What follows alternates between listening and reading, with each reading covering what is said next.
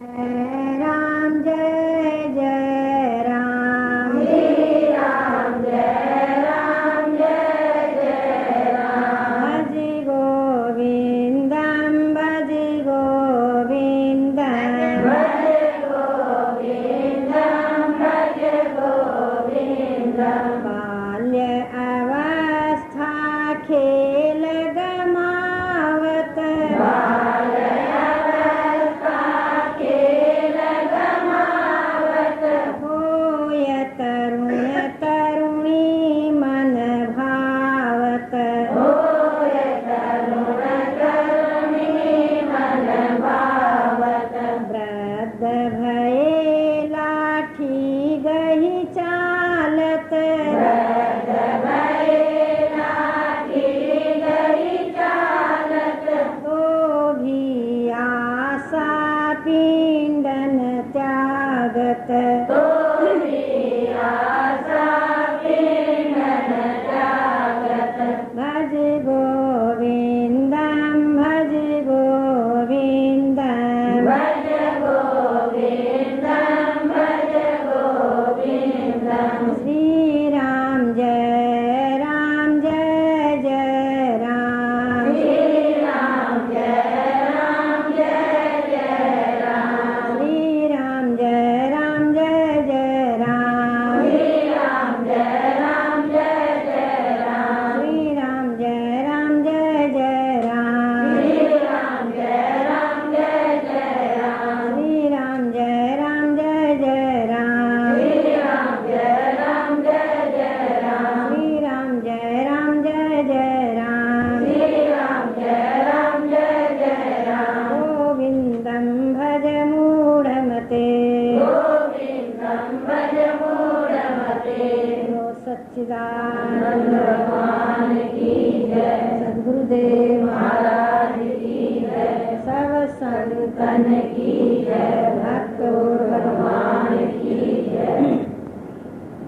प्रभु प्रेमियों, परम शांति को चाहने वाले जिज्ञासुओं, जनता जनार्दन के रूप में मेरी निजात्माओं,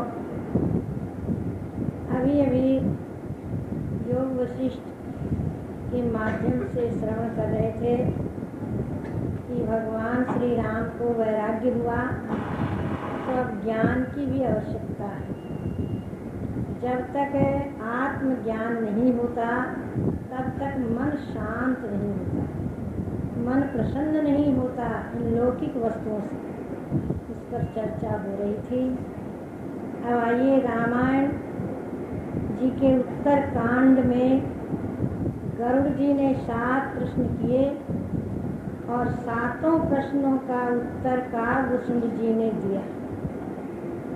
अब मानस रोग बताने के बाद में और रोगों की निवृत्ति का उपाय बता रहे हैं।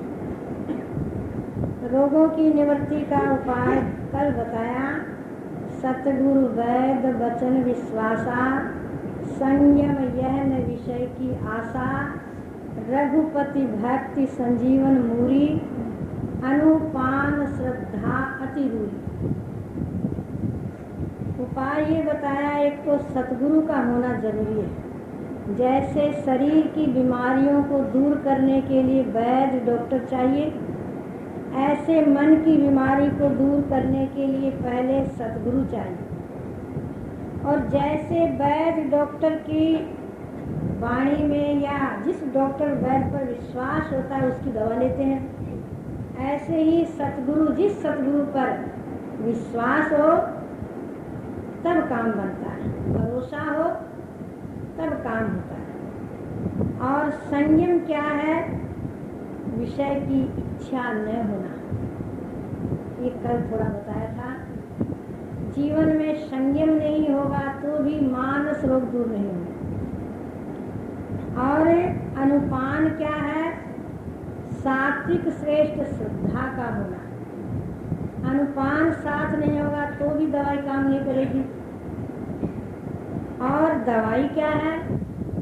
रघुपति भक्ति संजीवन मूरी। रघुनाथ जी की जो भक्ति है ये संजीवनी जड़ी है। अब भक्ति भी दो तरह की होती है, एक होती है भेद भक्ति, एक होती है अभेद भक्ति। भेद भक्ति साधन रूप है, अभेद भक्ति फल रूप है। तो साधन रूप भक्ति को समझने के बाद ही फल लगता है।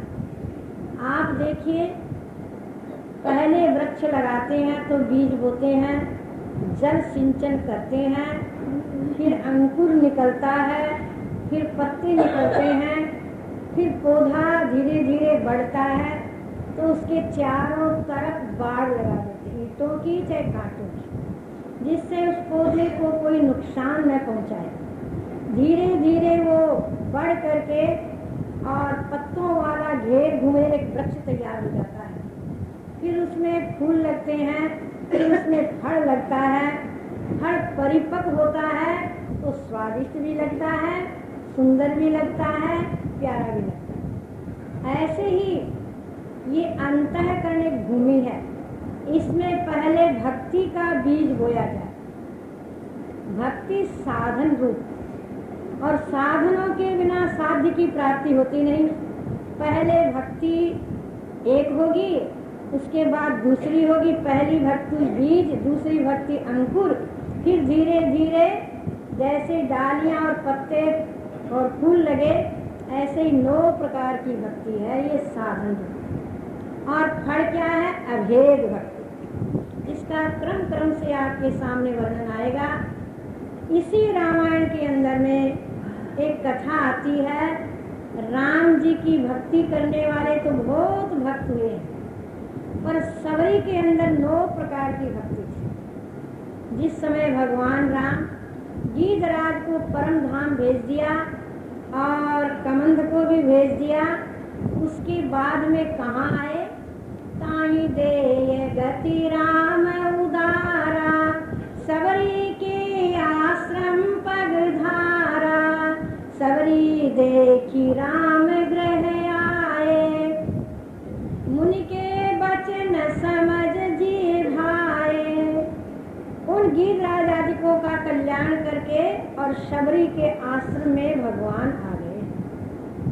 और सबरी ने देखा मेरे घर राम आए हैं, लक्ष्मण आए हैं, तो अपने गुरुदेव के वचन याद आ गए। सबरी के गुरु कौन थे? मतंग ऋषि। जो शरीर छोड़ने लगे तब कहा, सबरी तुम यही रहना, तुम्हें भगवान मिलेंगे। उन वचनों पर विश्वास करके, सतगुरु वैद वचन विश्वासा, विश्वास करके सबरी वहीं रहती थी। न किसी साधु संत के पास जाती, न और कहीं जाती, केवल वहीं रहती और हर समय भगवान नाम लेती, भगवान का नाम जपती रहती थी। रामा रामा रटते रटते बीती रे उमरिया, रामा रामा रटते रटते बीती रे उमरिया, रघुकुल नंदन कब आओगे, सबरी की झूपड़िया, रघुकुल नंदन कब आओगे, सबरी की झूपड़िया। एक ही आस मन में, एक ही विश्वास मन में, और कोई आशा नहीं संसार की, कोई विश्वास नहीं, और गुरु के वचनों को मान करके वहाँ रहा करती थी। और देखा राम आ गए। अब राम आ गए तो फूली नहीं समाती है। सरस जिलोचन बाहु विशाला, जटा मुकुट सिर उर बनमाला, श्याम गौर सुंदर दो भाई, सबरी परि चरण लिपटाए। देखा कि श्याम वर्ण और गौर वर्ण दोनों भाई है, और जटाओं का मुकुट है सिर पर, और लोचन नेत्र कैसे? कमल नेत्र के समान, कमल के पत्तों के समान दोनों भाई। और आ गए तो सबरी चरण पकड़ लिए, चरणों में पड़ करके प्रणाम करती है। प्रणाम तो किया, पर प्रेम के मारे गदगद हो गई, आंसू आ गए तो बोल नहीं पाती। कोई प्रेमी आ जाए तो उसके मिलने की इच्छा हो और आ गया अचानक, तो प्रेम होने से क्या होगा, बोली बंद हो जाएगी। तो सबरी प्रेम मगन सुख बच मुख बचन न आवा, प्रेम में मगन है और मुख में वचन नहीं निकलती, वाणी नहीं निकलती। ये प्रेम की निशानी है। गदगद हो जाना और वाणी न निकलना ये प्रेम की निशानी है भक्ति की। और फिर क्या करती है, उनके चरण धोती है और चरण पखारती है और सुंदर आसन देकर बैठाती है। अब देख लीजिए शबरी के पास में क्या है, धन है क्या? धनवान को भगवान में से कोई नहीं या कोई रूप है? शबरी कुरूप थी, क्यों पहले जन्म में बहुत रूपवान थी तो उसने भगवान से कहा मुझे सुंदर क्यों बनाया। कुरूप बनाते तो आपका भजन करती महलों में रहना पड़ता है, तो सुंदर नहीं थी और पढ़ी लिखी भी नहीं थी, विद्वान भी नहीं थी। और देखिए कोई परिवार भी पास में, अकेली गुड़िया, कोई व्यवस्था भी नहीं थी, परंतु एक चीज थी, क्या था? प्रेम। और भगवान प्रेम के बस होते, जिसके हृदय में प्रेम हो तो भगवान को भाग के आना पड़ता है। तो अब वो क्या करती है, आसन दे के बैठाती है।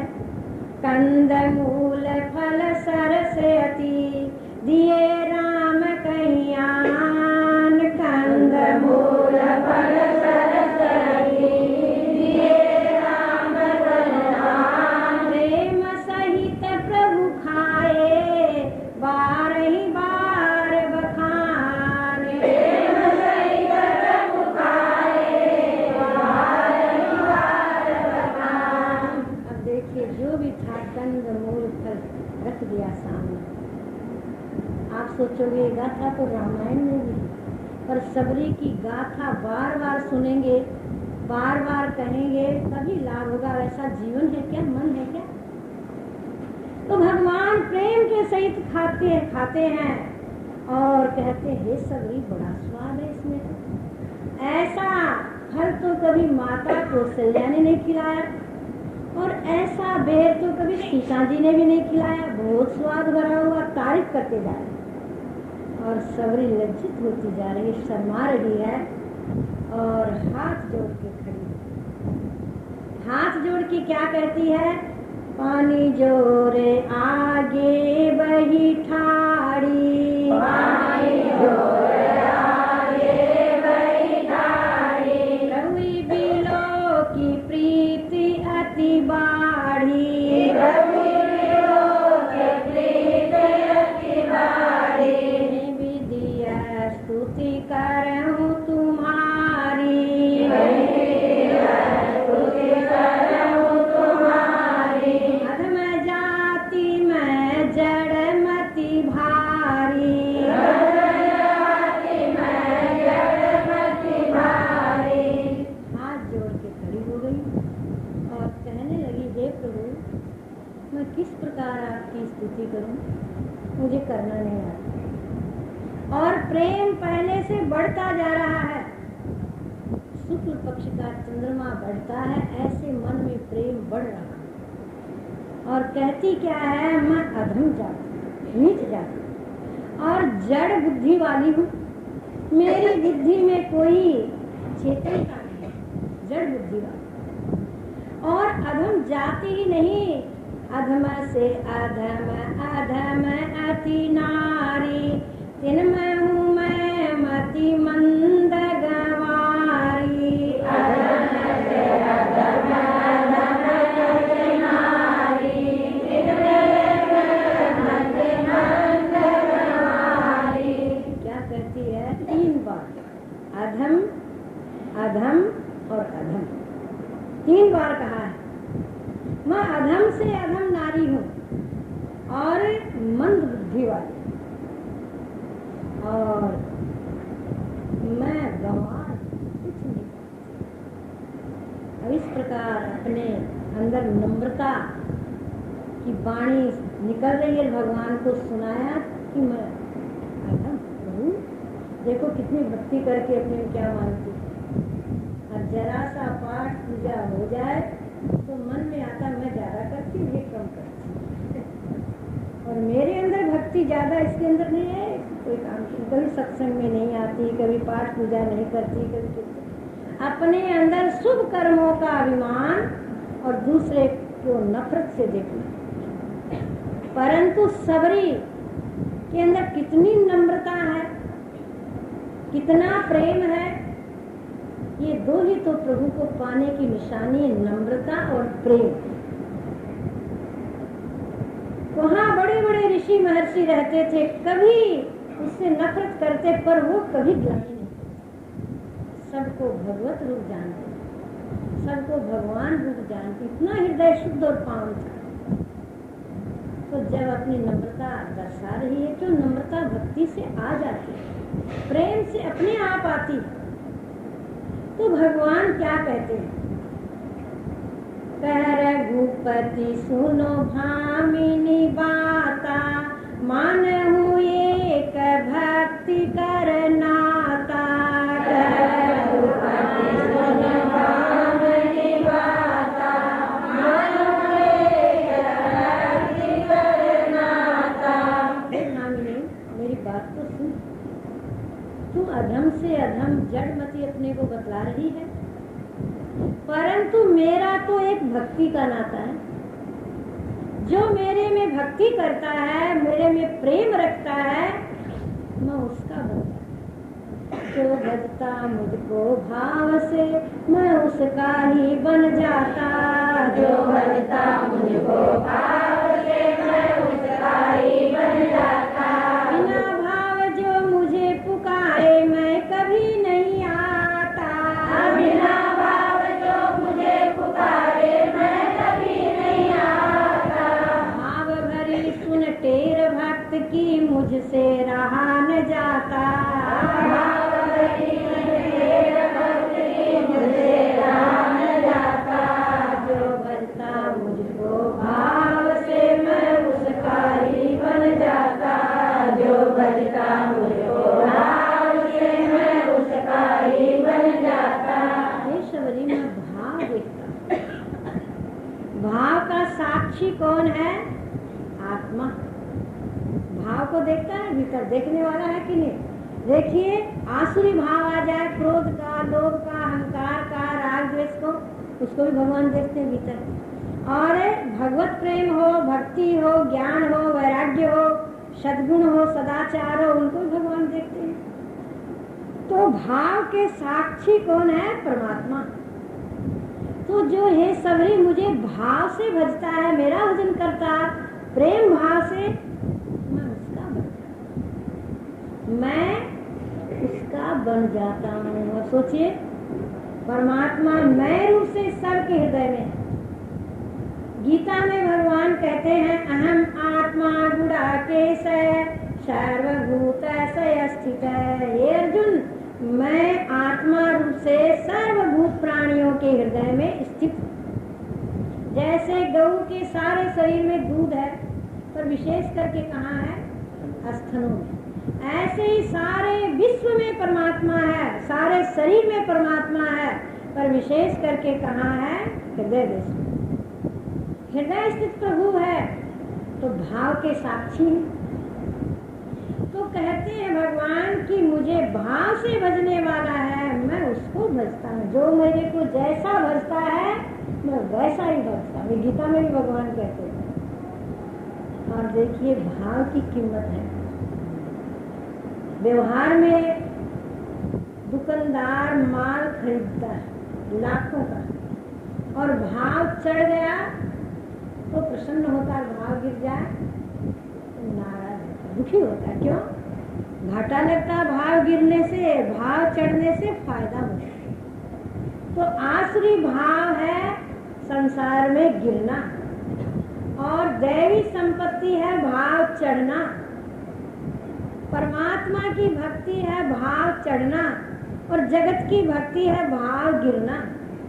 गिरने वाले भाव में घाटा है, और चढ़ने वाले भाव में फायदा। अब आप घाटा चाहते हो कि फायदा, जरा बताओ तो सही। है फायदे वाला व्यवहार में तो होशियार हो, फायदे वाला काम करोगे।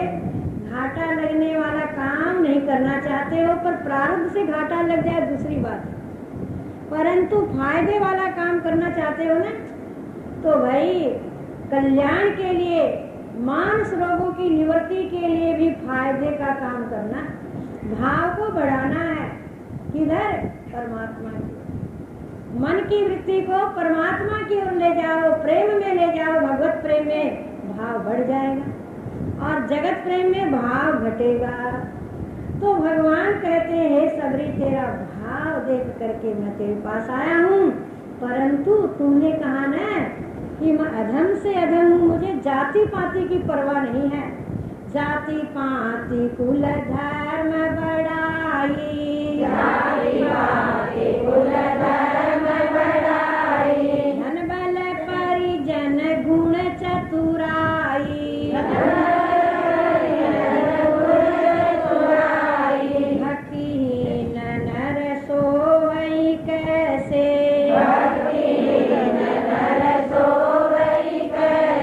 बिन जल बारिद देखी है तैसे,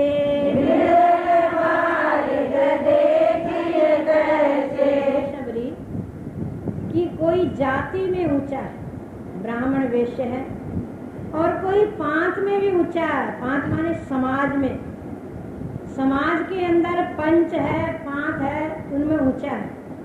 और कुल में भी ऊंचा है, ब्राह्मण कुल, वैश्य कुल, कुल भी बहुत बढ़िया, परिवार भी, और धर्म भी बहुत करता है, धर्मपरायण जिसका जीवन है, और बड़ाई भी उसकी दुनिया में बहुत करते हैं लोग। बहुत अच्छा है, बहुत अच्छा, खूब तारीफ कर रहे हैं। और धनवान भी है और बलवान भी है, शरीर का भी बल है, धन का भी बल है और जन का भी बल है। क्योंकि बल माने शक्ति, एक धन की शक्ति, एक जन की शक्ति, एक तन की शक्ति। एक होती है अध्यात्म शक्ति, अध्यात्म शक्ति होती है परमात्मा की शक्ति। तो ये भी उसके पास बहुत है, धन बल, जन बल और तन बल। और परिजन, परिजन माने परिवार भी अनुकूल है, बहुत परस्पर प्रेम है, और गुणों में भी ऊंचा है, दैवी संपत्ति हृदय में स्थित है, और बड़ा चतुर है, व्यवहार कुशल है और परमार्थ कुशल है। व्यवहार में भी बहुत होशियार है, हर काम में चतुर। कई ऐसे होते हैं व्यवहार में, हर बात में होशियार, और परमार्थ में भी खूब दान धर्म करता है, खूब पूजा पाठ करता, सब कुछ है उसके पास, परंतु मेरी भक्ति नहीं है, मेरी भक्ति से हीन है। तो कैसा? जैसे बिना जल का बादल, बिना जल के बादल को किसान चाहता है क्या? और वो किस काम का है? ऐसे ही बिना भक्ति के जीवन कैसा है? खाली। जैसे बिना नंबर का नोट काम का होता है, नोट है एकदम साबित, नंबर न हो तो। और बिना प्राण का शरीर किसी काम का नहीं। ऐसे ही भक्ति के बिना जीवन किसी काम का नहीं सबरी। इसलिए तू तो मुझे बहुत प्रिय है, क्यों? तेरे में 9 प्रकार की भक्ति। अब 9 प्रकार की भक्ति सबरी को निमित्त रखते हुए भगवान श्री राम सुना रहे। सबरी में तो थी, सुनाने की क्या जरूरत थी, परंतु हम लोगों के लिए कह रहे हैं, नवधा भक्ति कहूँ तो ही पाई, सावधान सुनो अरु मन लाई। भक्ति कहूँ तो लाई, सावधान सुनो अरु मन लाई। अब मैं 9 प्रकार की भक्ति है सबरी सुनाता हूँ, सावधान होकर के सुनना और मन में धारण करना। सुनना, सावधान सुनना उसी का सफल है जिसने धारण किया। तो पहली भक्ति क्या बता रहे हैं भगवान राम, और देखिए ये भक्ति जो है साधन रूप है।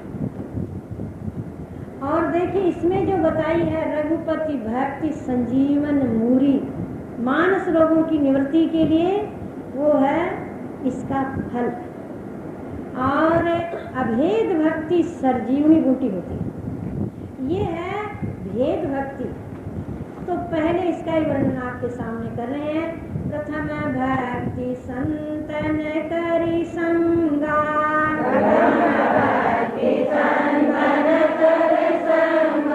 दूसरी रति मम कथा प्रसंगा,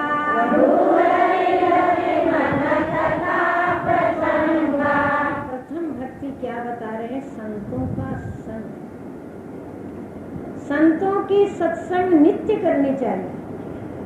जैसे रोटी नित्य खाते हो कि नहीं, कि 2-4 दिन से खाते हो, 4-6 महीने से खाते हो क्या? रोज चाहिए, एक बार भी नहीं।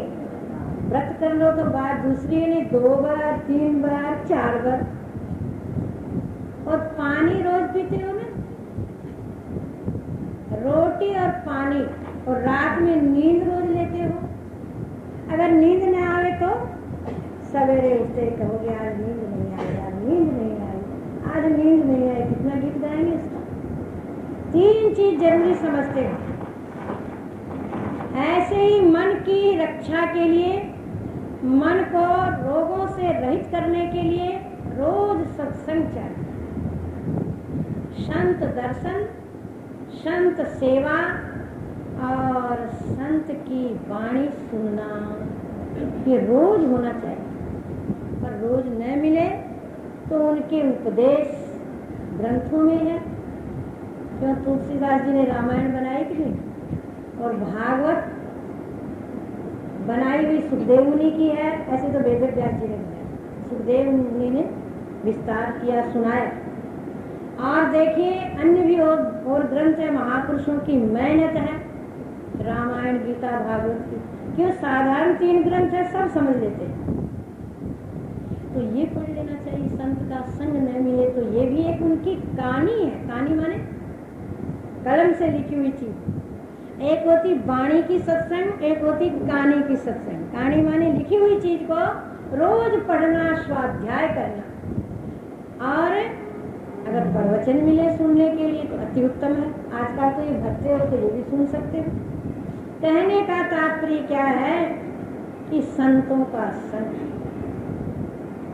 संतों का संग कर पार करके तो देख एक बार, संतों का संग कर पार करके तो देख एक बार। संतों का सत्संग मिल गया, धीरे धीरे मनी राम ठीक होता है। मन की बीमारियां धीरे धीरे कमजोर हो जाती है। अब यहाँ सत्संग हो रहा है, ये एक मन का रोग दूर करने का उपाय बताया जा रहा है। ऐसे तो कलकत्ते में बहुत हॉस्पिटल है कि नहीं? बहुत है, और डॉक्टर बैग भी बहुत है। परंतु ये हॉस्पिटल कौन सा है? मन के रोग को दूर करने का।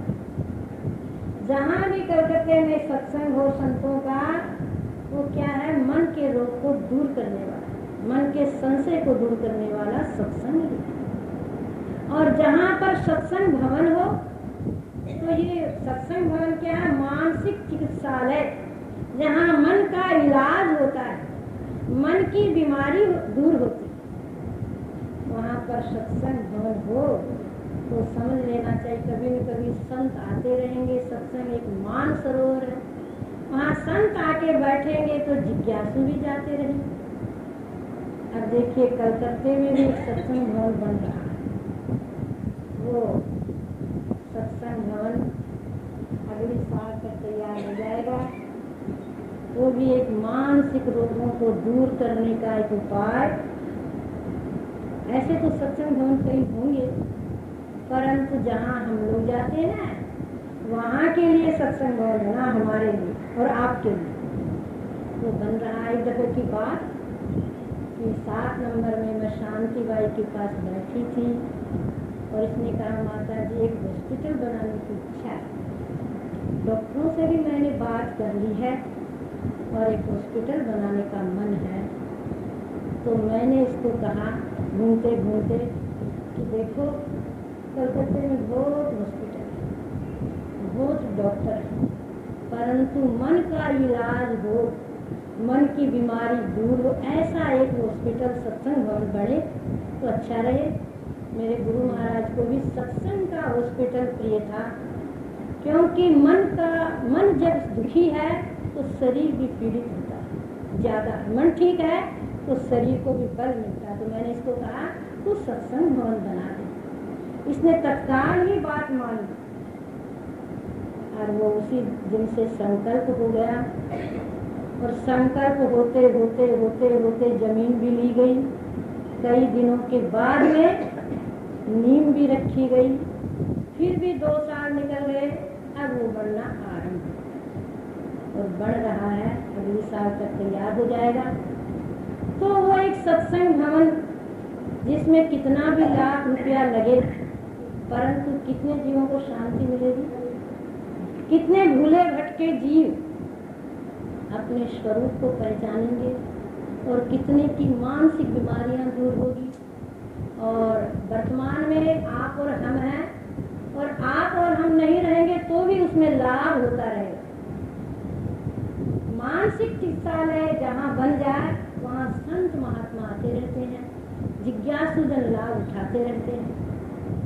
तो कलकत्ते में भी ये हॉस्पिटल बन जाएगा। इसने तो सोचा बड़ी जगह मिले, पर बड़ी नहीं मिली, कोई बात नहीं, जैसी भी मिली एक सत्संग भवन हो जाए। इतना बड़ा हॉल है ना, ये शांति के विषय में थोड़ा बड़ा ही होगा तो कितनों का मन सुधरेगा, कितने धर्म परायण होंगे, न जाने कितनों को लाभ होगा। संत महात्मा आएंगे, सत्संग होता रहेगा।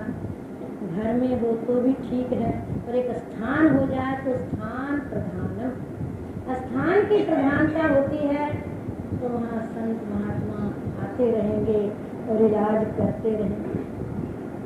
तो कहने का तात्पर्य क्या है, ये सत्संग ही एक ऐसा है संतों का संग, पहली भक्ति। और संतों के संग के बिना किसी का सुधार नहीं हुआ है, उद्धार नहीं हुआ है और बेड़ा पार। व्यवहार में भी संत व्यवहारिक उपाय भी बताते हैं, ऐसे करो, ऐसे करो, ऐसे चलो, ऐसे बोलो, ऐसे बैठो। इसलिए कहा है व्यवहार सीखना हो जिसको, व्यापार सीखना हो जिसको, व्यवहार सीखना हो जिसको, व्यापार सीखना हो जिसको।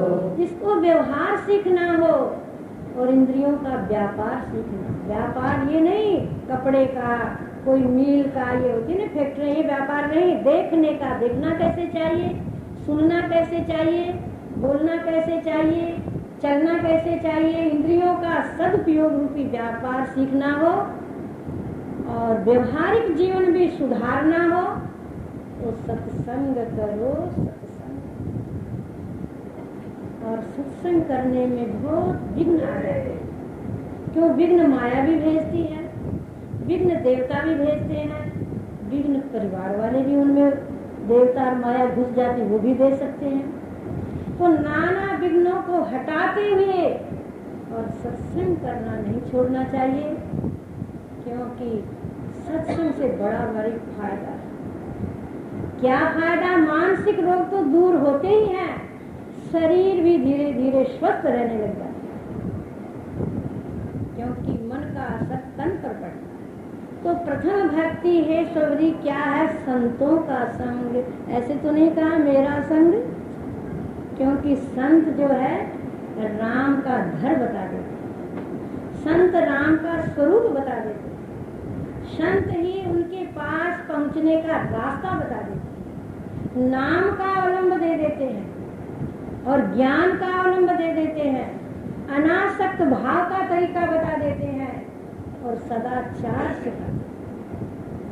आचरण श्रेष्ठ हो फिर व्यवहार श्रेष्ठ हो, ये सब कुछ धीरे धीरे जीवन में उतरने लगता है। पर जो धारण करता है, मानता है बात, जो नहीं मानता है तो काम नहीं बनता। सत्संग में गए, जैसे कपड़े की गुड़िया होती है ना, उसको पानी में रखो, इतनी देर तो गीली रहेगी और बाहर निकालते ही हवा लगते ही सूख जाएगी। ऐसे ही सत्संग में गए तो बड़ा अच्छा लगा, क्यों अपने घर की बात मिलती है, अच्छी अच्छी बातें मिलती है, जिससे मन रोगी है और निरोगता होने का उपाय सुनता है ध्यान से, कैसे निरोग हो।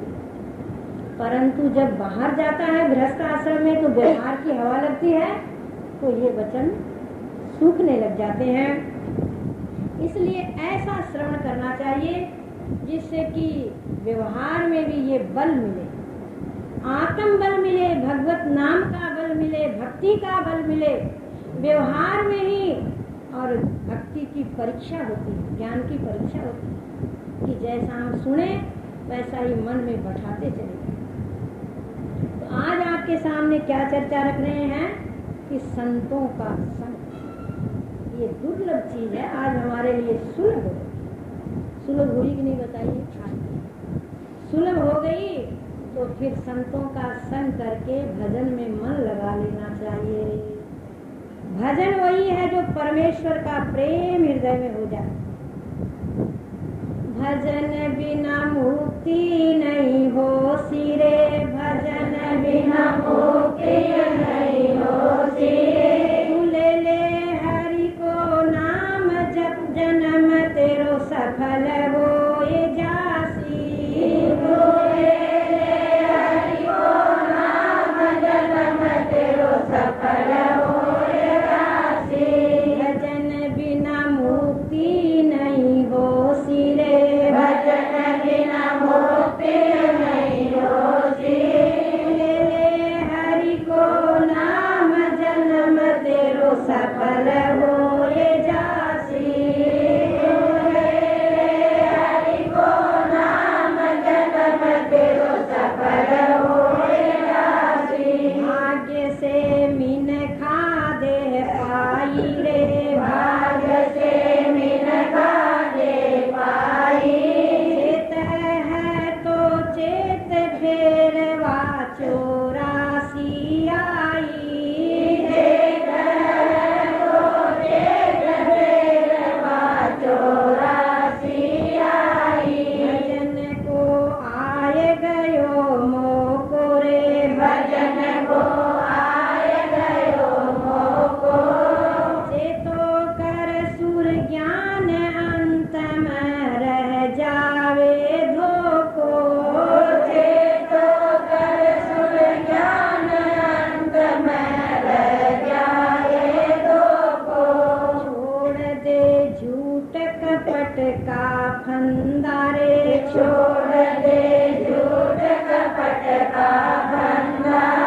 छोड़ दे झूठ कपट फंदा रे, छोड़ दे झूठ कपट फंदा।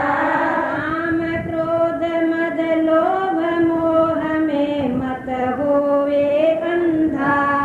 काम क्रोध मद लोभ मोह में मत होवे अंधा। समझ ले थोड़े में सारी रे, समझ ले थोड़े में सारी।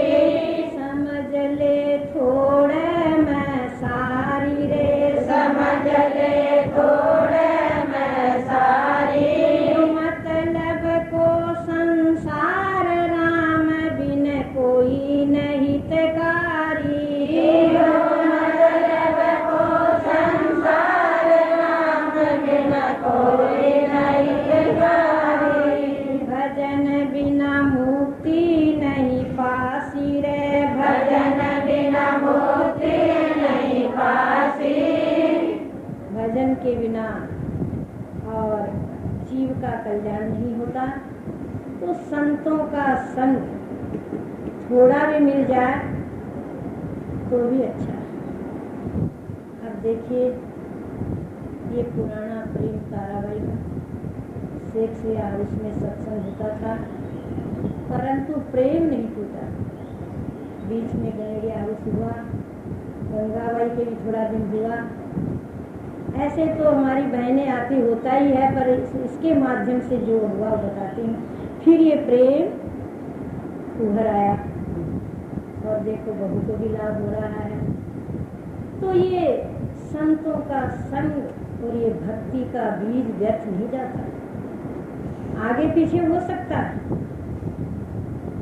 तो ये सत्संग एक औषधालय बता रहे हैं, संतों का संग। इसमें अपने मन को सुधार लो, मन को ठीक कर लो, मन को शांत कर लो, मन को देवी संपत्ति के युक्त कर लो और प्रभु प्रेम के रंग में मन को रंग डालो। दुनिया का रंग तो उड़ने वाला है, संसार का सुख तो भागने वाला है, परंतु परमेश्वर से मिलने वाला आनंद सदा रहने वाला है। सदा ये सुख देता है, शांति देता है। यूं ही रामायण गीता भागवत में नहीं गाया है, जीव के कल्याण के लिए गाया है। हर पुस्तक देखो संतों का सत्संग करना चाहिए। और देखिए एक बात और, जिज्ञासु के अंदर जिज्ञासा हो तो संत उसको प्रिय लगने लगे। संत को देखेंगे तो उनका मन करेगा इनके पास बैठे, संत को देखेंगे तो दर्शन सेवा करना चाहेगा। क्यों? जिज्ञासा हो। एक माई थी उड़ीसा की तरफ, वहाँ की घटना तो लंबी चौड़ी क्या बतानी है, पर वो भी एक संत के प्रेम में आ गई। तो हम लोग ने कुछ कहा, वही चक्कर में कैसे आई, कुछ और ही बात कहने लगी, जी पता नहीं संत अच्छा लागत है। बिहानी बाई थी, संत अच्छे लगते ये बता। मैंने कहा भाई ठीक है, जिज्ञासु को संत अच्छे नहीं लगेंगे तो किसको लगेंगे? पामर कोटि जीवों को संत अच्छे नहीं लगेंगे। विषय को कुछ कुछ लगेंगे, पर जिज्ञासु को संत प्रिय। क्यों? संत अपने घर की बात बताते हैं, परमात्मा से अभेद करा देते हैं, परमात्मा से मिलने का रास्ता बताते हैं। संत जैसा उपकारी कौन हुआ दुनिया में? मात तात भ्राता सुहृद इष्ट देव नृप प्राण, सो गुरु सबते अधिक दान ज्ञान विज्ञान। माता पिता भ्राता भाई बंधु और प्राण, इनसे भी गुरुदेव संत प्रिय। क्यों? क्यों प्रिय है? वो नित्य वस्तु से प्रेम कराते, अविनाशी पद से, और ज्ञान और विज्ञान के प्रदाता। जहां से हम आए हैं वहां पहुंचाने का प्रयास करते हैं। कि उनकी दृष्टि शरीरों पर नहीं होती, उनकी दृष्टि व्यवहारिक धनवान पर नहीं होती, जीव पर।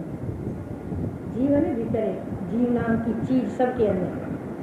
हमारे गुरुदेव को कोई कहता, बहुत वर्षों की बात है, ए जी महात्मा जी आप तो लुगाइयों को उपदेश देते हैं, पुरुषों को नहीं देते। तो महाराज जी कहते हैं न मेरा लुगाई को उपदेश है न पुरुष, मेरा उपदेश है जीव को। पुरुष कितने आते हैं आप देख लीजिए यहाँ पर, और भी कहीं कहीं पुरुष जाते हैं ज्यादा, परंतु ज्यादा स्त्रियां मिलेगी, क्योंकि ज्यादा जिज्ञासा स्त्री शरीर में होती। तो जीव को मेरा उपदेश है। महाराज जी कहते थे, बात सही थी, भुला हुआ जीव अपने घर पहुंचता है। न हाथ को उपदेश है, न पांव को उपदेश है, न शरीर को उपदेश है, पर शरीर में बैठा हुआ एक भूला हुआ जीव है, उसको भूल निकाल करके अपने घर पहुंचा। इसलिए संतों का सत्संग, हे शबरी मेरी पहली भक्ति है, इस प्रथम भक्ति पर ध्यान देना। संतों के संग से फिर आगे सब गुण आ जाते हैं, आगे वर्णन आएगा भक्ति का वर्णन। और दूसरी भक्ति क्या है? मेरी कथा में प्रेम। भगवान की कथा सुनने के लिए मन करता ही है। जैसे समुद्र नदियों से कभी धापता नहीं, ऐसे मन है इन कानों से सुनता रहे, धापे नहीं।